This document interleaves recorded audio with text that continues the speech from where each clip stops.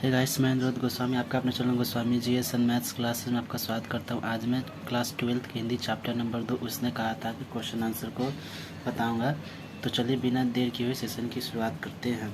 उसने कहा था कहानी कितने भागों में बटी हुई है, कहानी के कितने भागों में युद्ध का वर्णन है। तो चलिए देखते हैं। उसने कहा था कहानी को 5 भागों में बांटा गया है। पूरी कहानी के 3 भागों में युद्ध का वर्णन है, दूसरे, तीसरे और चौथे भाग में युद्ध का दृश्य है।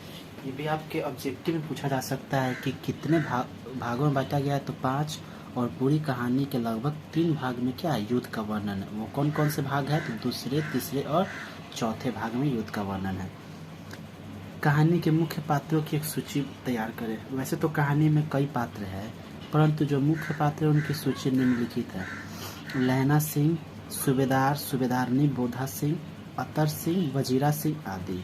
ये क्या है? कहानी के मुख्य पात्र सब है। कहानी उसने कहा था में लहना सिंह का चरित्र चित्रण करें।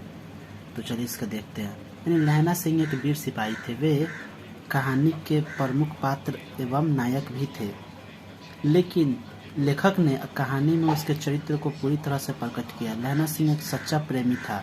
यह हम कह सकते हैं कि इसने शुरुआत कि हम कह सकते हैं कि लहना सिंह क्या इस कहानी का मुख्य पात्र भी है। इसकी शुरुआत तब होती है जब दोनों चौक के एक दुकान पर आ मिलते हैं। यानी जो लड़का और लड़की जो होते हैं वो क्या है, दोनों चौक की एक दुकान पर मिलते हैं। लहना सिंह द्वारा कुरमाई के बाद पूछे जाने पर वह धत कहकर वहां से क्या कर चली जाती है। एवं दूसरे दिन चौक की दुकान पर दोबारा लहना सिंह द्वारा पूछे जाने पर बोलती है कि हो गई ना कुरमाई, देखता नहीं रेशम के कढ़ा हुआ सालू। तभी लहना सिंह इस बात पर अपनी प्रतिक्रिया जताता है। लेकिन युद्ध में जाने के क्रम में सूबेदारनी लहना सिंह से कहती है, जिस प्रकार आपने मुझसे बम्बू काट वाले के बीच में आने से बचाया था, उसी प्रकार युद्ध में आप मेरे पति और बेटा बोधा सिंह की रक्षा करेंगे। इस प्रकार यह पता चलता है कि लहना सिंह के मन में बचपन से ही उस अनजान लड़की के लिए प्रेम की भावना थी, जिसका नतीजा उसने युद्ध के क्षेत्र में रक्षा करके किया एवं अपनी जान गंवा दी। यानी क्या, दूसरे की रक्षा करने में क्या होता है कि लहना सिंह अपनी जान गंवा देता है। यानी क्या, एक अमर प्रेम कहानी है। यानी युद्ध में जाने के क्रम में वो लड़की क्या कहती है, लहना सिंह से कहती है कि जिस प्रकार आपने मुझे उस काठ गाड़ी में दबने से बचाया था, उसी प्रकार यानी उसमें जो है क्या है, उसमें जाने से बचाया था, बम्बू काट वाले के बीच में आने से बचाया था, उसी प्रकार आप मेरे पति और मेरे बेटे की रक्षा करना। तो वही क्या करता है, लहना सिंह जो है यह सोचता है कि उसको अपनी प्राथमिकता मानते हुए क्या करता है कि अपनी जान गंवाकर भी उनके पति और बेटा के रक्षा, बेटा और पति का क्या करता है, रक्षा करता है। बेटा क्या है, उसके बेटा का नाम बोधा सिंह है और उसके पति की रक्षा करता है। तो इस प्रकार क्वेश्चन नंबर 3 हो गया। क्वेश्चन नंबर 4 को देखते हैं। क्वेश्चन नंबर 5 है कि कल देखते नहीं है रेशम से कहा हुआ सालू, यानी कढ़ा हुआ, रेशम से क्या है, कढ़ा हुआ सालू। यह सुनते ही लहना सिंह की क्या प्रतिक्रिया हुई। तो चलिए देखते हैं। यानी लहना सिंह द्वारा यह पूछे जाने पर कि तुम्हारी कुरमाई हो गई है, तो लड़की धत कहकर कहती है कि हाँ हो गई। देखते नहीं ये रेशम से कढ़ा हुआ सालू।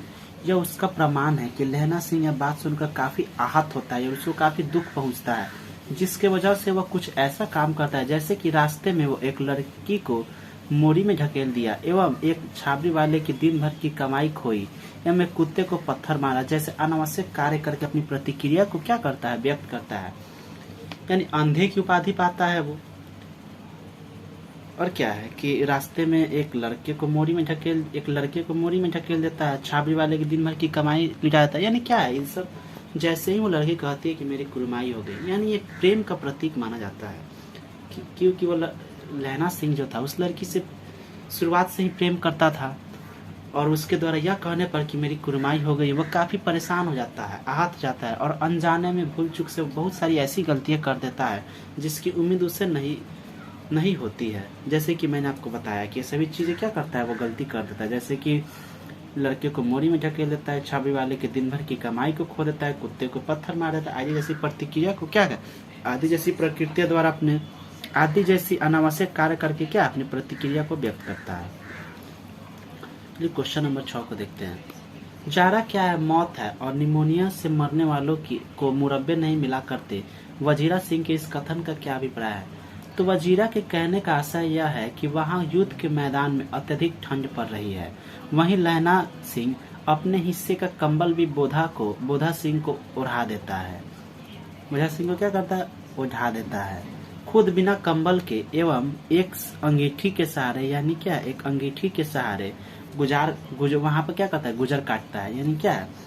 एक अंगीठी के सहारे उस ठंडी रात में भी क्या करता है? वह गुजर काटता है, लेकिन अपने दिया हुआ कंबल को वह बोधा सिंह को दे देता है।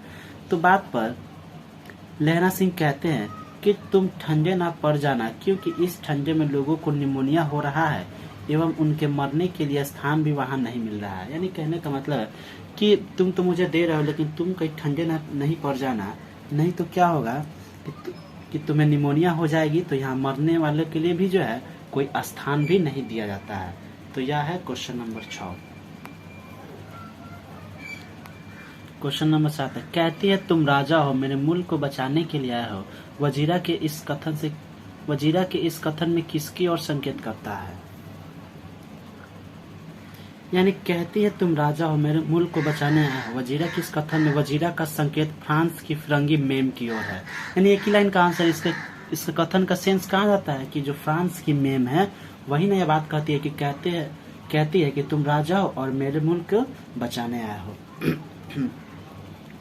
क्वेश्चन नंबर 8 है, लहना के गांव में आया तुर्की मौलवी क्या कहता है? मोस्ट VVI क्वेश्चन है कि लहना के गांव में आया तुर्की मौलवी कहता था कि जर्मनी वाले बड़े ही पंडित हैं।